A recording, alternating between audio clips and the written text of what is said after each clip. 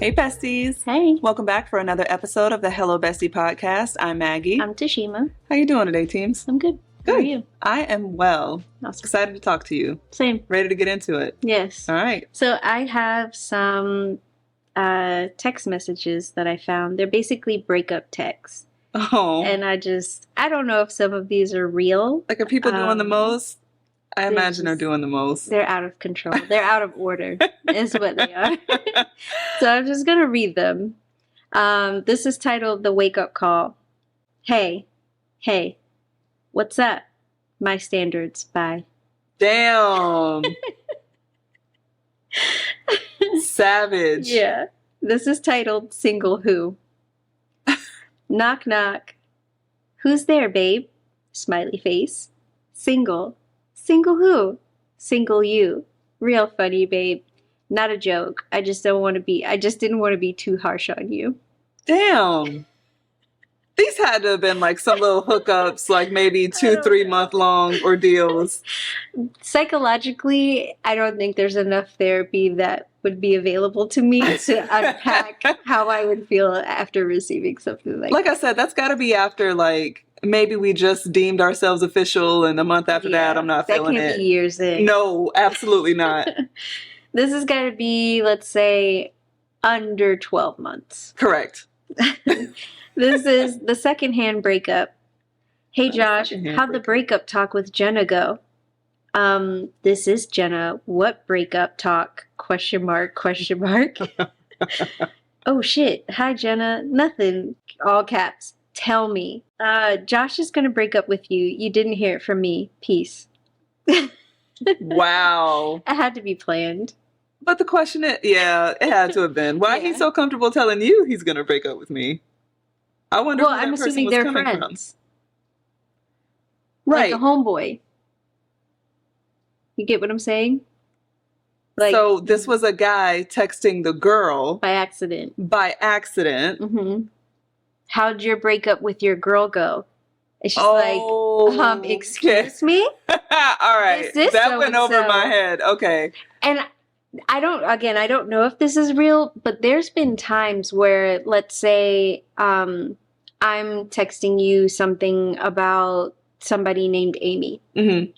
But because I'm thinking Amy, when I'm typing in my search box to bring up the chat, I'll type in Amy by accident instead of you. Oh, okay. I have done that. Okay. So I could totally see that happening where you accidentally text the wrong person. I could see that. No, that went over my head. I'm thinking like, I told you I was going to break up with so-and-so, and you thought that I had already. So now you're texting that person and checking on them after the breakup. No. Okay. Wow. The gym reference. Hey, we need to talk. Yeah? Look, our relationship is like doing push-up on your knees. It's just not working out. What? OMG. Did you just break up with me? The math problem. Ron, we need to talk. Anytime we need to talk, it's never good. It's never good. Just brace yourself. Ron, we need to talk. This isn't working out. Is it because I don't have any math? It's don't know any math. And no, that's not why. I figured you would appreciate that. Thank you for reinforcing why I'm doing this. The I don't care attitude. We're over. Okay, bye. Don't you buy me. You're supposed to feel pain. See? Why aren't you feeling pain? 'Cause I don't care. Gotta go. This is not over. I'm texting you tomorrow to break up with you again, and this time you're gonna feel pain. Wow. That's okay. Yeah. No words. No good words for that. That's a blessing in disguise. Correct, right. The movie. Have you seen that movie called Other People? Never heard of it. Why? Because that's what I want to see. Are you breaking up with me? Wow. These people are... Yeah, some of these I feel have to be made up. They got to be made up because too much thought went into that. The sense of humor.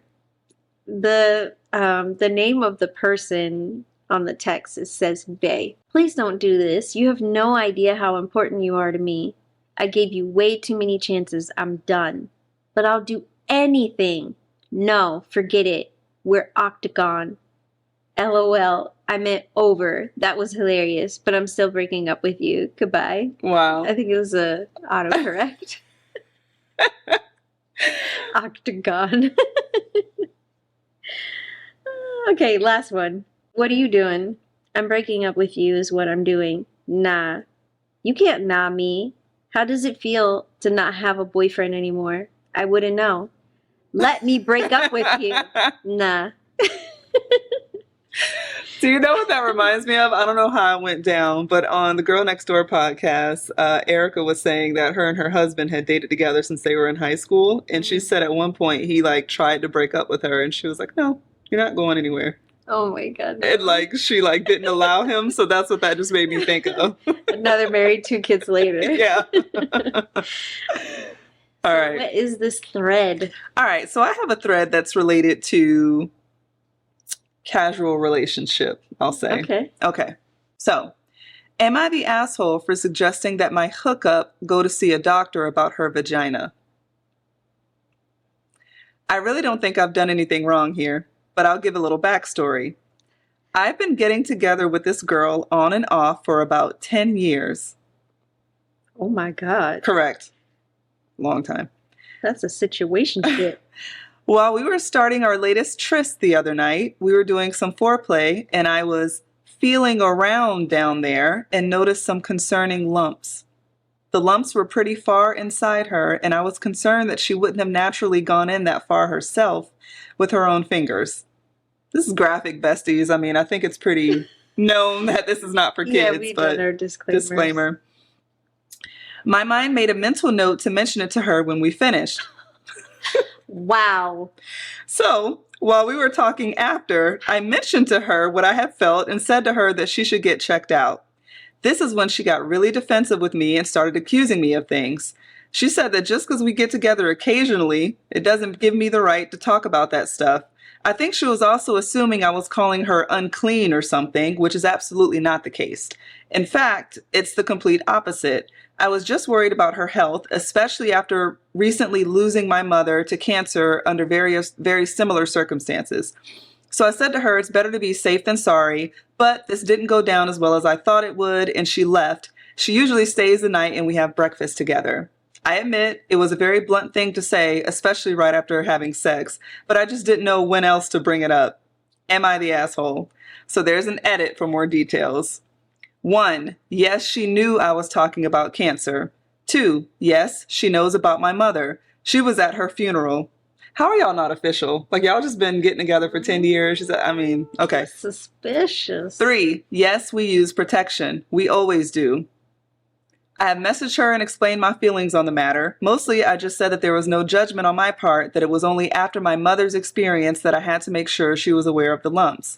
5, she hasn't told me if she's been to the doctor or had previously known about the lumps because why the hell would she? Her medical treatments are none of my damn business. 6, she's still upset with me. I messaged her yesterday asking if we could talk. She pretty much blew me off. Hopefully she has a thing about it and realizes it came from a place of concern. 7, I realize now I could have waited until breakfast or brunch. Yes. 8, I was more interested in the women's perspective with regards to replies in this post as I didn't know if I had made some sort of male faux pas. 9, the lumps were small, about half the size of a pea and hard. They were not on the cervix. I know her body very well and this was not something that was there before, hence my concern. 10, thanks for all the comments. Wow. No, that was long, but No, it was, yeah. The story did not match the title. So when I saw the title, I was like, oh, and then it just took a sharp left turn. I do think he is. You do think he's But I think he is because he didn't say any, like he did the deed and then told her. Mm-hmm. If you're truly concerned, I feel the moment you felt it, time out, let's talk about this. Mm-hmm. But it sounds like no matter what time, she may have taken it wrong regardless. Mm-hmm. Doesn't sound like she's extremely reasonable. Like, he calls her a hookup, which if you're not in a relationship, I guess you are. But if you've known her, if y'all been doing this on and off for 10 years and she went to your mother's funeral, this isn't just some random side piece. So She's just somebody that they probably have had like an under table relationship with an understanding we will never be together. Right. We like each other. Right. Probably love each other to an extent. We're going to spend time together, but that's the extent of it. You got a man, kids, I got a wife, kids, and this is all it will ever be. That sounds like what it is. I mean, under that premise, I think that she should respect where he's coming from. I think he should be allowed to say that. I just think the timing was messed up. I don't think she went to the funeral and sat in the first 2 rows. No, correct. But I mean, like, there. Typical side pieces are not gonna, like, we don't do that. Like, we do this in here and that's it. Outside, I don't know you as far as everyone else is concerned. I mean, this doesn't sound like that. I hope she listens too. It doesn't sound like it's something that she should take lightly. Yeah, I don't know. I don't think he's the asshole for telling her. I think it's like how he did it. Correct. Yeah, it was how he did it. If you're gonna bring up your deceased mom and that's your concern, like I would think, like you said right away, like, wait a minute, yeah, this is odd, right? You know, and then if she was like, "That's not what I'm here for," do your job, right? Stay out of my business, right? Okay, yeah. Because you weren't upset or grossed out to the point to where you didn't move forward. Right. Yeah. So, I don't know. That's interesting. What you got? All right. I have a thread. It's a thread. What's the worst date you've ever been on? So there's a ton of people sharing different stories. And there's one in particular that I thought was really interesting. Was it that bad? I'm going to read it. Okay. Okay, so and we'll tag the OP below. Some of these names, I don't know. Sometimes it just looks like they just type in letters. Okay, the title of the thread is, "What's the worst date you've ever been on?" Happened to my cousin. No, not me. My cousin. Sure. And I will tell the story till I die. Her and I lived together at a time. She worked at a tanning salon.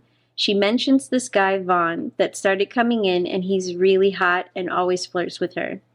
So I guess 2 weeks after back and forth flirting, Vaughn asks her out on a date. She comes home, gets all prettied up. I wish her luck, tell her to please call me if she decides to stay over so I know she's okay. She's a few years younger than me, and I have no idea who this guy is. Anyways, she ends up calling me about 5 hours later, hysterical, bawling her eyes out. I can't understand a word.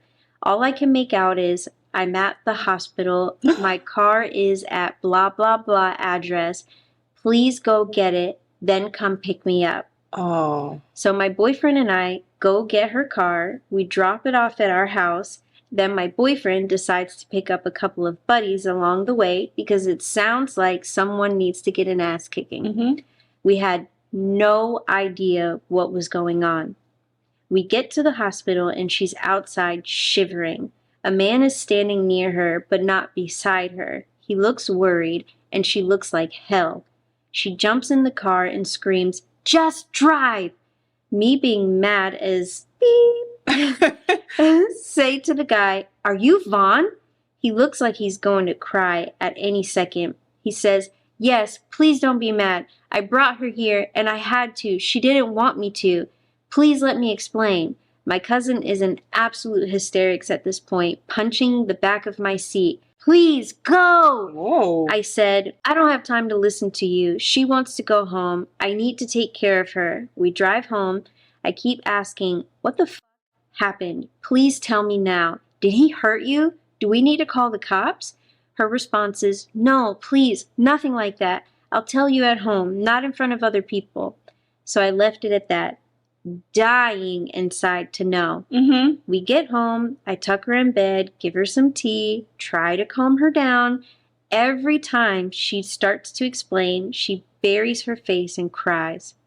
Finally, I get it out of her. After she left our house, she met him at his house. They talked and had coffee, and he asked what she would like to do. She suggested a movie. He said, "Okay, time out." What he's about to say just shows you how old they are. Okay. So don't get blown away. All right. She suggested a movie. He said, okay, let's go to Blockbuster.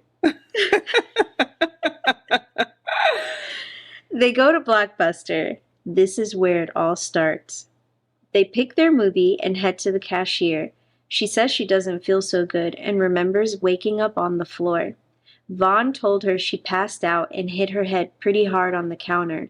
She said he was begging her to go to the hospital right then and there. She said, no, I'll be fine. Let's just go watch the movie. He agrees.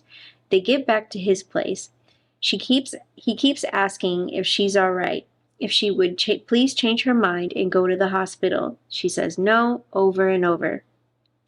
She said she doesn't remember falling asleep, but she guessed that's what happened because suddenly wakes up urgently needing to poop and vomit. She has no idea the layout of this guy's house, so she scrambles to the floor, feeling dizzy, again starts crawling, literally, asking where the washroom is. He tries picking her up to take her, but she said she couldn't hold back. Throws up all over his floor, all over him. Poops her pants. Oh my gosh. She starts crying. She said he was so concerned, he didn't even care. He just took her to the bathroom to finish. While they made it to the bathroom, she said she pulled her pants down before she could make it to the toilet and pooped like a parrot all over the floor and the walls.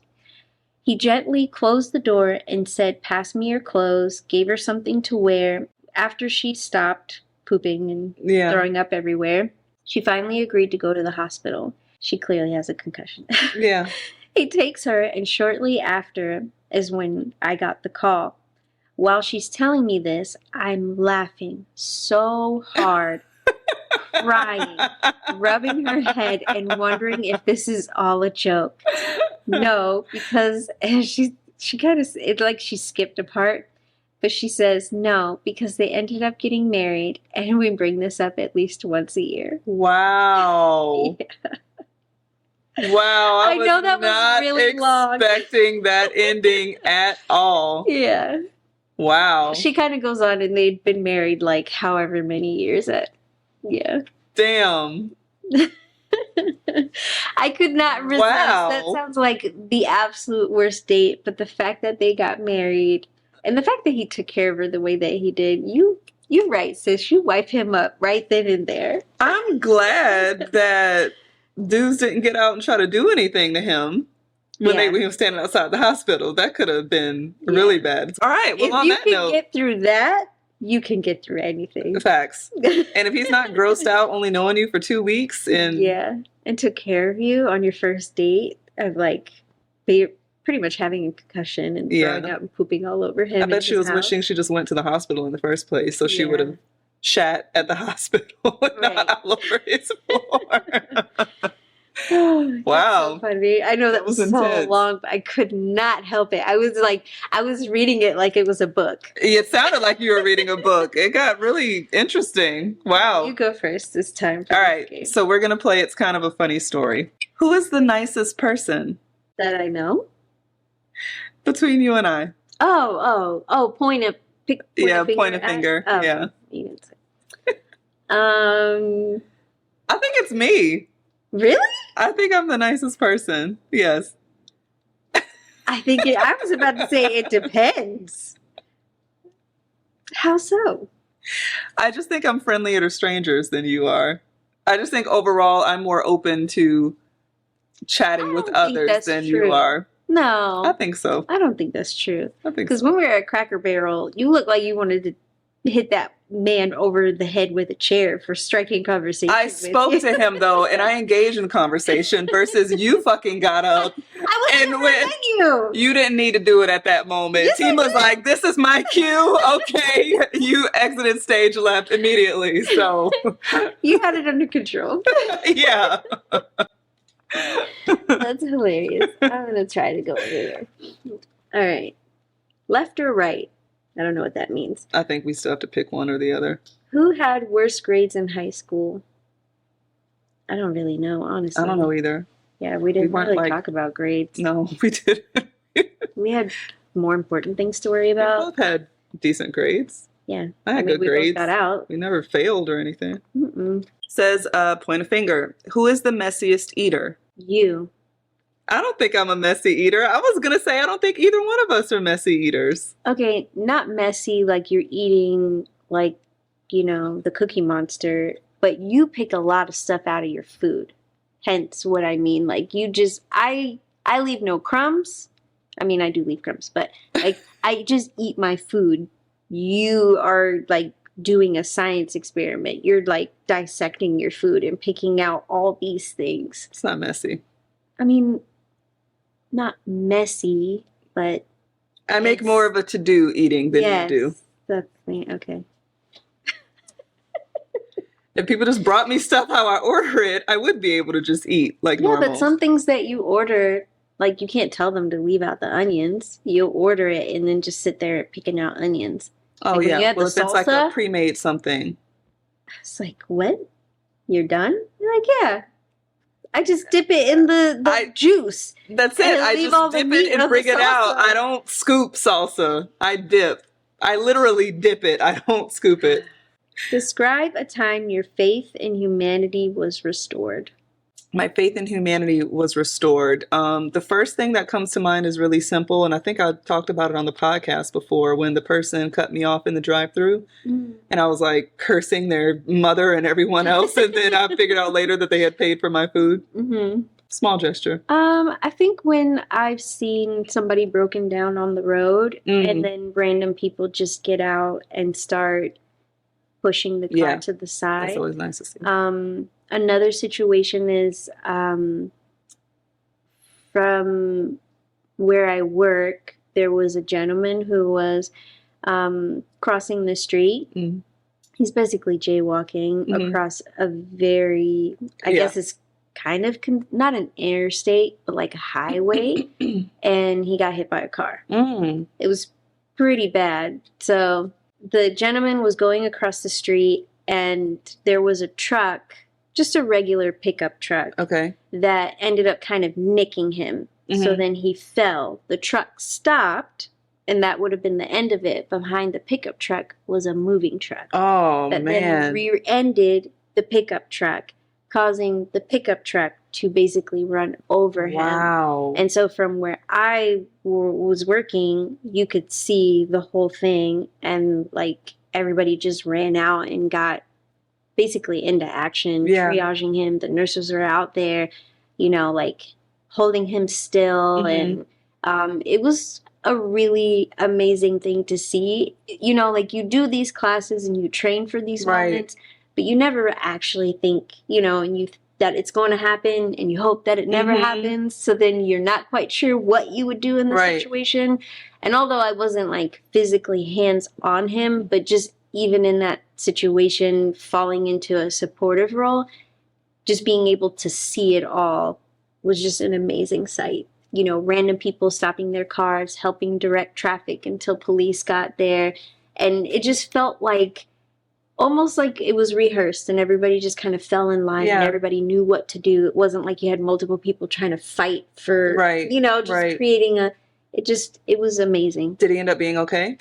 We don't know. Oh, the guy in the moving truck he was shook. They were two young guys in a moving truck for a moving company. And, when you're in one of those really big, I'm not talking like a U-Haul, it was like a professional moving truck. Yeah, you can't brake on those very quickly. You can't brake very quickly. Mm-hmm. And they saw it, but at that point, there was literally nothing that they could do, and they were totally shook. Man. So they were all, scared, and everybody, even the nurses were super shook. But it just was to be able to watch it like it was a movie from where I was. Yeah, that'll definitely restore your faith. Mm-hmm. It's like a video I saw on social media a while back, like a car, it was on the side of the interstate, and there was a car accident, and a car was like catching fire, and people were actively trying to pull the person out of the car. So stuff like that is amazing. There's still a lot of really good people. Absolutely. Yes. Yeah.